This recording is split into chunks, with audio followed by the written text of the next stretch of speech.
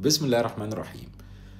النهاردة تاني حلقة في سلسلة كبر دماغك، السلسلة اللي احنا هنشتغل فيها مع بعض عشان نقدر نعرف ازاي ندير عقلنا، ازاي نسيطر عليه ونتحكم فيه علشان نقدر نستفيد من النعمة اللي ربنا اداها لنا دي ونطوع عقلنا بإمكانياته العالية جدا اللي ربنا حاططها فينا دي، ان هو يشتغل لينا ولصالحنا بدل ما يشتغل ضدنا.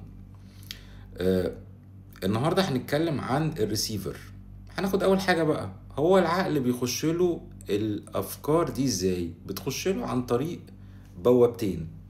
بتخش عن طريق السمع، ودي اي حاجة انت بتسمعها سواء خير او شر بتدخل على طول لعقلك. والحاجة التانية البصر، ده عن طريق العين، وده اي صورة انت بتشوفها او مشهد انت بتشوفه سواء واخد بالك منه او مش واخد بالك منه بيخش على طول في عقلك. والاتنين دول مع بعض لما العقل بيتعامل معاهم بيقدر يكون الفكرة. والفكرة دي عشان تتكون بيبقى في حاجة تانية مسؤولة عنها، هي الفؤاد. ربنا في كتابه العظيم بيقول لنا ايه؟ والله أخرجكم من بطون أمهاتكم لا تعلمون شيئا وجعل لكم السمع والأبصار والأفئدة لعلكم تشكرون. شوف جعل لكم ايه؟ جعل لكم السمع والأبصار ورا بعض والأفئدة. السمع طبعا نمبر 1، اوكي، هو ده أهم حاسة، وبعديه الأبصار والأفئدة. والأفئدة دي ده المسؤول، الفؤاد هو المسؤول بقى عن الإدراك، هو ده اللي بيسحب البيانات دي ويحطها في صورة سهلة عشان العقل يقدر يحللها ويتعامل معاها، سواء هياخدها ويخليها فكرة أو شعور أو الاتنين مع بعض. فده يعتبر الكومبو بتاعك، ده ريسيفر لما الاتنين دول بيجتمعوا مع بعض، السمع والابصار، ويخش على الافئدة، فانت دلوقتي تعتبر ايه؟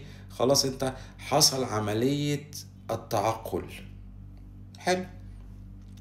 وربنا بيقول لك اخرجكم من بطون امهاتكم، يعني انت جاي الدنيا دي انت جاي فاضي، جاي ما فيكش حاجة، جاي جديد لانج. اللي حصل ان انت تم برمجتك من وانت صغير، من الاب والام، وبعدين من العائلة، وبعدين من المدرسة، وبعدين من الصحاب. كل دي فترة تكوين بتاعتك تم فيها برمجتك، وهي دي اللي كونت شخصيتك من الصور والكلام اللي انت كنت بتسمعه. فاحنا طبعا عشان انت تقدر تتحكم في عقلك انت محتاج ترجع جديد لانج تاني، اوكي، وتتخلى عن الشخصية اللي انت اتبرمجت بيها دي عشان تتلقى العلم. انا ما بقولكش ان شخصيتك فيها حاجة، شخصيتك جميلة وكل حاجة، بس انت عشان تقدر تتعامل بعقل واعي وصاحي انت محتاج شخصية تكون على الفطرة، كأنك لسه مولود، بتمسح كل حاجة عشان تقدر تستغل القدرات دي، عشان ما يبقاش فيه أحكام وانت شغال، عشان تقدر تسيطر على عقلك. في الفيديو الجاي بقى ان شاء الله هنتكلم عن الحاجات اللي دخلت جوه عقلي دي. ما هي عامله لي افكار، والافكار دي عامله اصوات، والاصوات الداخليه دي بتبقى دوشه قوي جوه دماغي، فبتخليني معرفش اتحرك لقدام، وبالتالي ما بعرفش استفيد من قدرات عقلي.